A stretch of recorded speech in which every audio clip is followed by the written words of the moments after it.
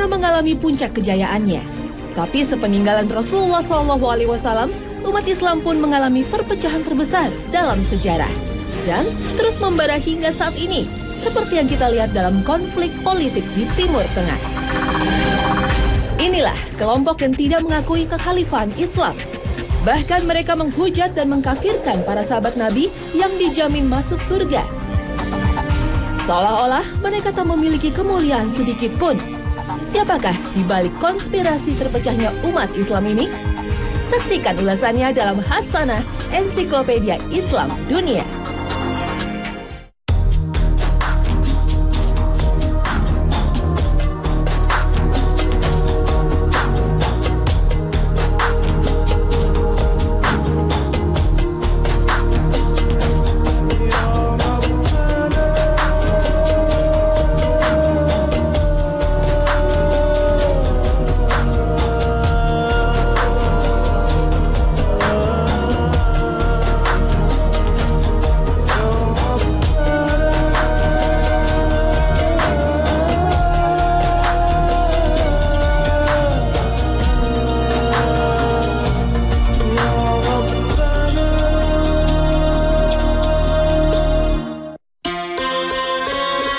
Assalamualaikum warahmatullahi wabarakatuh. Selamat pagi pemirsa Trans 7, Hasanah Ensiklopedia Islam Dunia. Pagi ini kembali hadir ke hadapan Anda untuk berbagi wawasan dan saling berwasiat dalam kebajikan.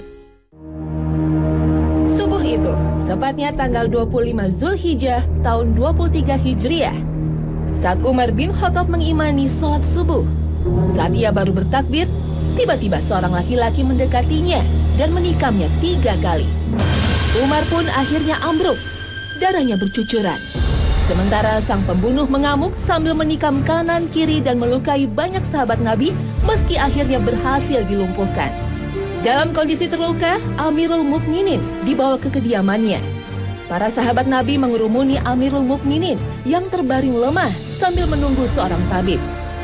Saat itu Ibnu Abbas mengabarkan yang menikamnya adalah Abu Lu'lu'ah.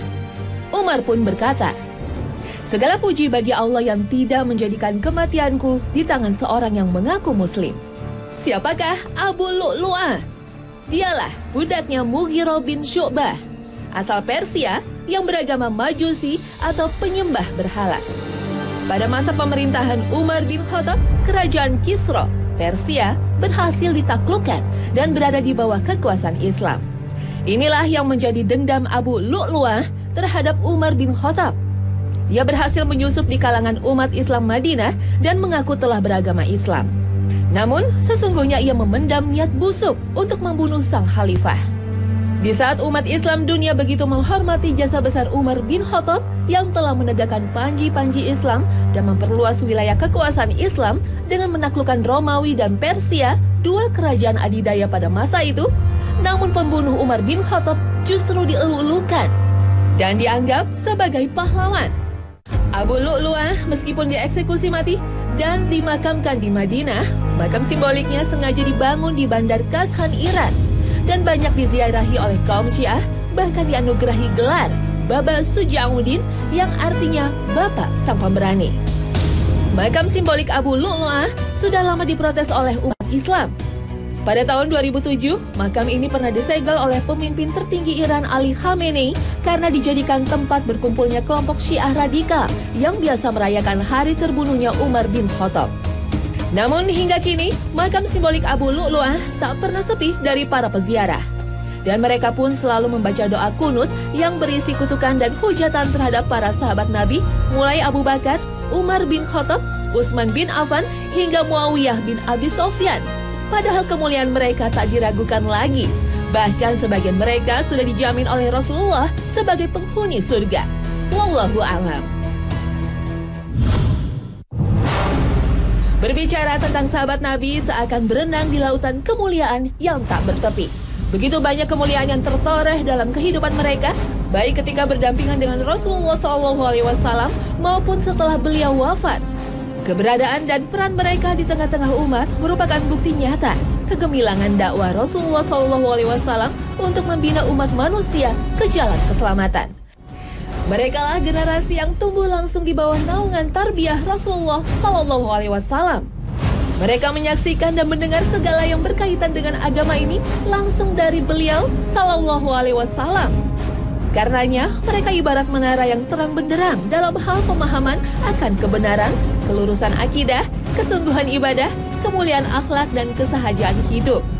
Dan semua itu tergores apik dalam tinta emas sejarah peradaban umat. Hingga tidak heran kalau kemudian mereka ditahbis sebagai tonggak penegak kelangsungan ajaran Islam. Wajar jika mereka menjadi target makar musuh-musuh agama, sebab dengan merusak kredibilitas dan persepsi umat tentang mereka akan lebih mudah mengacaukan manhaj yang benar dalam memahami dan merealisasikan syariat Islam.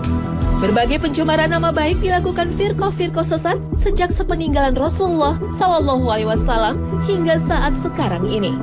Contoh yang paling nyata dalam sejarah adalah munculnya fitnah Khawarij dan Syiah yang begitu getol menyudutkan para sahabat.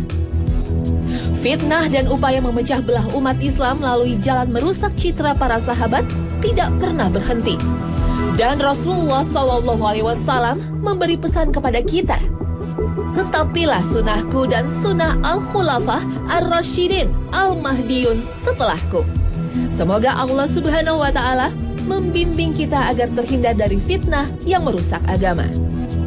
Secara bahasa, syahabi merupakan pecahan dari kata al-syuhbah yang berarti mu'asyharoh atau berarti pergaulan atau persahabatan. Disebutkan dalam kitab Lisanul Arab, kata syahabahu bermakna asyarahu, yakni menemaninya dan bersamanya. Orang yang pernah berjumpa dengan Nabi Sallallahu Alaihi Wasallam dalam keadaan beriman dan wafat dalam keadaan Islam, maka termasuk dalam kategori ini.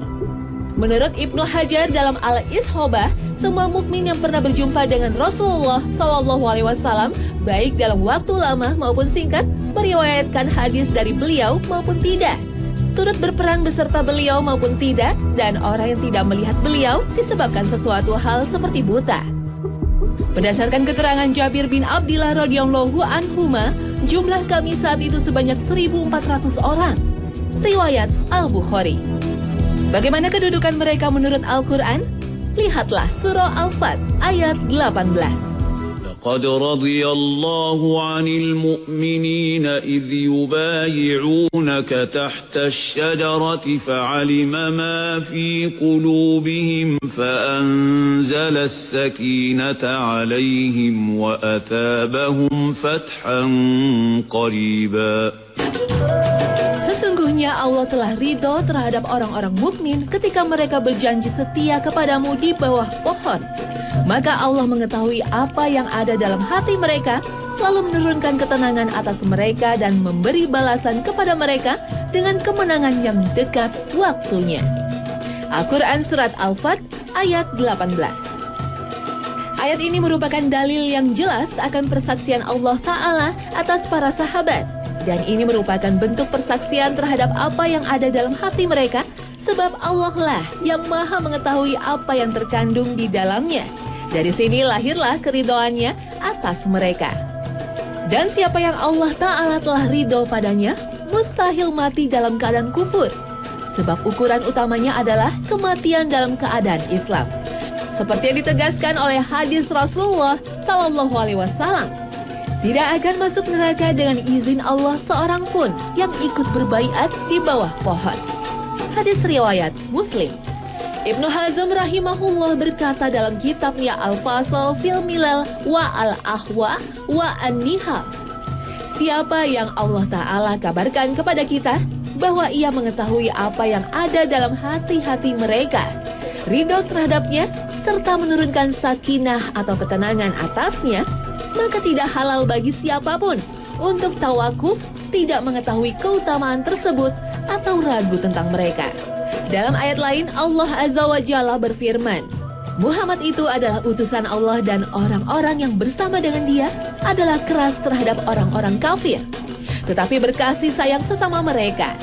Kamu lihat mereka ruku dan sujud mencari karunia Allah dan keridhoannya. Tanda-tanda mereka tampak pada muka mereka dari bekas sujud. Demikianlah sifat-sifat mereka dalam Taurat dan sifat-sifat mereka dalam Injil, yaitu seperti tanaman yang mengeluarkan tunasnya, maka tunas itu menjadikan tanaman itu kuat, lalu menjadi besarlah dia dan tegak lurus di atas pokoknya. Tanaman itu menyenangkan hati penanam-penanamnya, karena Allah hendak menjengkelkan hati orang-orang kafir dengan kekuatan orang-orang mukmin. Allah menjanjikan kepada orang-orang yang beriman dan mengerjakan amal yang soleh di antara mereka, ampunan dan pahala yang besar. Al-Quran Surat Al-Fat ayat 29.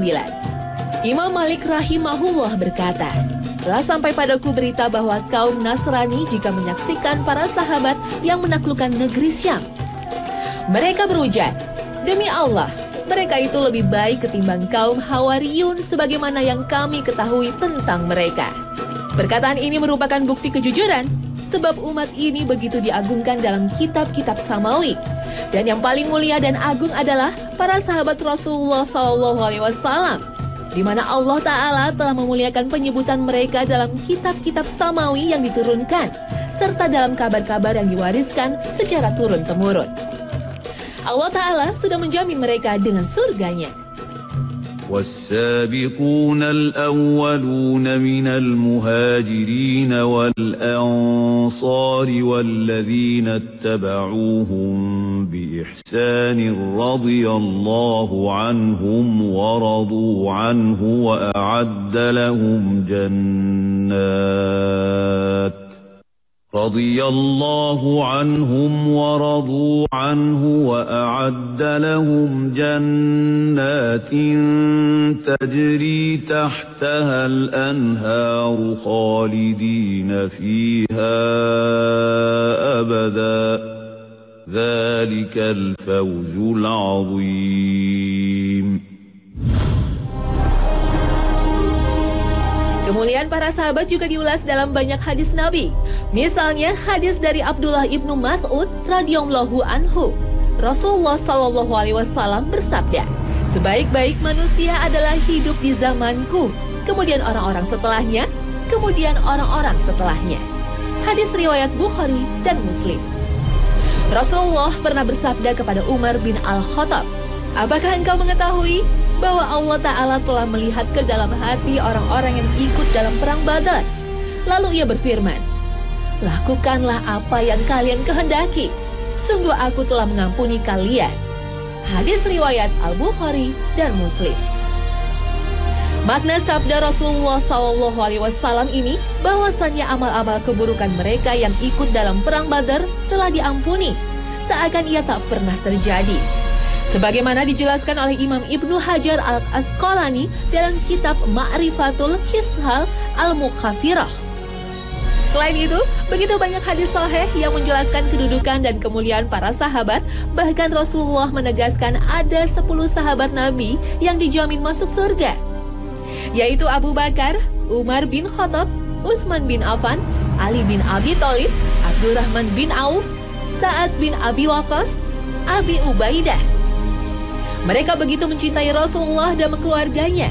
Sebagai bukti mereka menjalankan wasiat Rasulullah untuk mencintai para ahlul bait, Zubair bin Awam, Talhah bin Ubaidillah, dan Said bin Zaid. Ada pula yang mengatakan 11 dengan memasukkan Bilal bin Rabah. Abu Bakar pernah berkata, sungguh keluarga Rasulullah lebih aku cintai dari keluargaku sendiri. Pantaslah kemuliaan disematkan pada mereka. Dalam banyak riwayat yang sahih, ketika Ali ibnu Abi Thalib ditanya tentang orang yang paling mulia setelah Rasulullah SAW, dengan tegas beliau menjawab, Abu Bakar, lalu Umar, lalu Utsman. Bahkan beliau mengancam akan mencambuk siapa saja yang melebihkan beliau atas Abu Bakar dan Umar radhiyallahu anhu. Riwayat Imam Bukhari dan Imam Ahmad.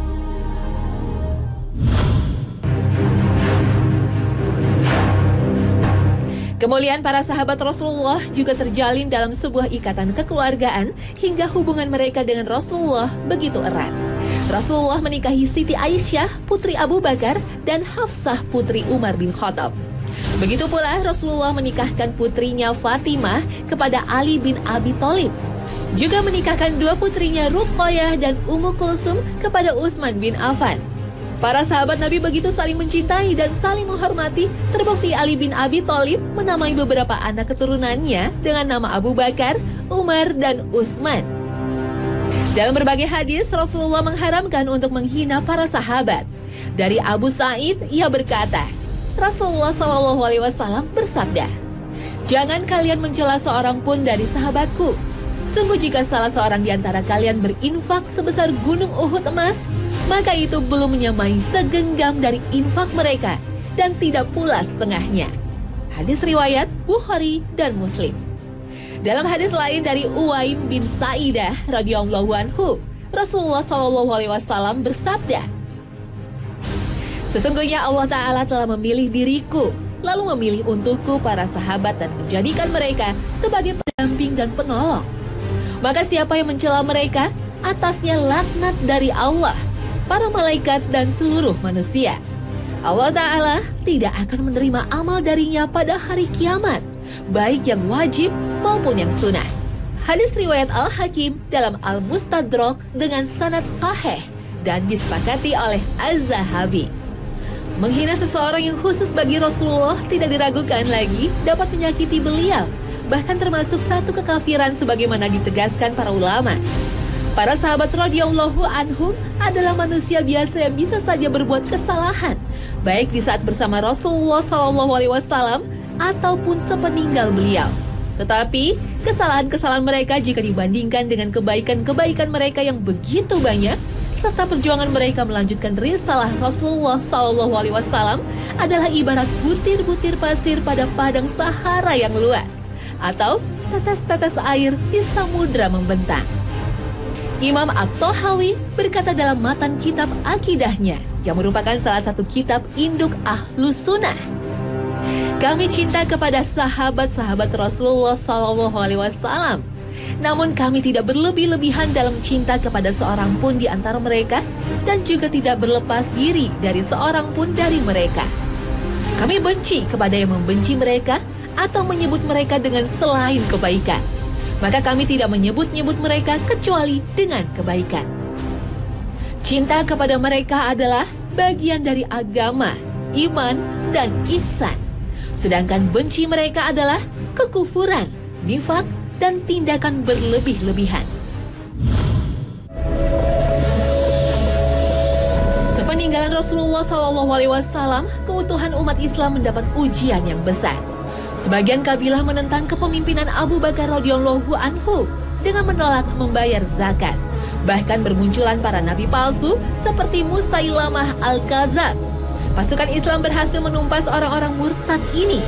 Pada saat kekhalifan Islam dipegang oleh Umar bin Khattab radhiyallahu anhu selama 10 tahun, kekuasaan Islam makin meluas setelah menaklukkan dua kerajaan adidaya, yaitu Romawi dan Persia. Setelah Umar bin Khattab wafat, para sahabat memilih Utsman bin Affan untuk melanjutkan misi kekhalifan Islam. 6 tahun pertama pemerintahan Islam berada dalam stabilitas politik, namun setelah itu huru-hara politik mulai memanas hingga memicu pemberontakan yang mengakibatkan Khalifah Utsman dibunuh. Khalifah Utsman akhirnya diganti oleh Ali bin Abi Thalib radhiyallahu anhu. Namun konflik politik makin memanas. Kelompok Muawiyah menuntut Ali bin Abi Thalib untuk mencari dalang di balik pembunuhan Utsman bin Affan. Perpecahan umat Islam saat itu tak lepas dari upaya adu domba yang dilakukan orang-orang Yahudi. Merekalah yang bermain merekayasa hingga pecahlah perang Jamal antara pasukan Siti Aisyah radhiyallahu anha dengan pasukan Ali bin Abi Thalib. Begitu pula dengan perang Siffin antara pasukan Ali bin Abi Thalib dan Muawiyah bin Abi Sufyan. Inilah awal mula munculnya kelompok yang disebut Syiah. Kelompok ini begitu mengagungkan Ali bin Abi Thalib secara berlebihan, bahkan mulai menyebarkan hadis-hadis palsu untuk mengklaim kebenaran kelompok ini. Begitu juga sebaliknya dari kelompok Muawiyah. Imam Bukhari dalam kitab Sahihnya meriwayatkan dari Ibnu Abbas, suatu ketika Ali memerangi dan membakar orang-orang zindik, yaitu Syiah yang menuhankan Ali. Andaikan aku yang melakukannya, aku tidak akan membakar mereka. Karena Nabi pernah melarang penyiksaan sebagaimana siksa Allah dibakar. Akan tetapi aku pasti akan memenggal batang leher mereka. Karena Nabi bersabda, barang siapa yang mengganti agamanya murtad, maka bunuhlah dia. Kelompok yang mengaku pembela Khalifah Ali berusaha menyebarkan fitnah dengan mencela Abu Bakar dan Umar bin Khattab. Karena dianggap merebut kekhalifahan yang seharusnya menjadi hak Ali bin Abi Thalib sepeninggalan Rasulullah. Kelompok yang disebut Sabah atau pencela ini dipimpin Abdullah bin Sabah, seorang dari keturunan Yahudi. Mereka pernah diburu pasukan Ali bin Abi Thalib, namun berhasil melarikan diri. Pada saat perpecahan umat Islam ini, muncullah kelompok Khawarij yang tidak berpihak baik pada Ali bin Abi Thalib maupun Muawiyah bin Abi Sofyan. Tapi mereka mengkafirkan semua yang tidak sefaham dengannya. Dan mereka akhirnya berhasil membunuh Khalifah Ali bin Abi Thalib. Perpecahan umat Islam terus berlanjut hingga terjadilah peristiwa Karbala. Husain bin Ali, cucu kesayangan Rasulullah, beserta keluarganya dibantai di padang Karbala oleh segerombolan pasukan dari penduduk Kufah di bawah pimpinan Sinan bin Anas An-Nakhai. Dialah yang memenggal kepala Sayyidina Husain hingga syahid, seperti ditulis pakar sejarah Dr. Utsman bin Muhammad Al-Khamis dalam bukunya Hikbah Minat Thoriq dengan mengutip 76 kitab sejarah.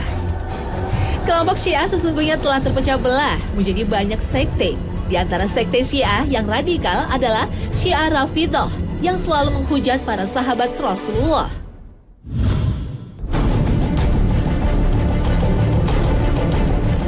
Tak semua kelompok Syiah se-ekstrim Rafidhah. Di Indonesia misalnya ada juga kelompok Syiah yang mengaku lebih moderat dan siap berdialog dengan kelompok Ahlus Sunnah wal Jamaah. Meski mengaku tak menghujat para sahabat, mereka tetap memiliki keyakinan berbeda tentang fakta sejarah Islam sepeninggal Rasulullah SAW. Namun, jika saja kaum Syiah mengaku sebagai Muslim, tentu tak akan menghujat apalagi mengkafirkan para sahabat Nabi seperti Abu Bakar, Umar bin Khattab, dan Utsman bin Affan. Mereka adalah sahabat utama Nabi yang dijamin masuk surga dan telah berjihad menegakkan panji-panji Islam. Ingatlah dengan firman Allah Azza wa Jalla. وَلَوْ شَاءَ رَبُّكَ لَجَعَلَ النَّاسَ أُمَّةً وَاحِدَةً وَلَا يَزَالُونَ مُخْتَلِفِينَ إِلَّا مَنْ رَحِمَ رَبُّكَ وَلِذَلِكَ خَلَقَهُمْ وَتَمَّتْ كَلِمَةُ رَبِّكَ لَأَمْلَأَنَّ جَهَنَّمَ مِنَ الْجِنَّةِ وَالنَّاسِ أَجْمَعِينَ. Seandainya Robmu menginginkan, niscaya Dia menjadikan manusia umat yang satu, namun mereka terus-menerus berselisih, kecuali orang yang dirahmati oleh Robmu, dan karena itulah Allah menciptakan mereka. Al-Quran Surat Hud ayat 118 dan 119.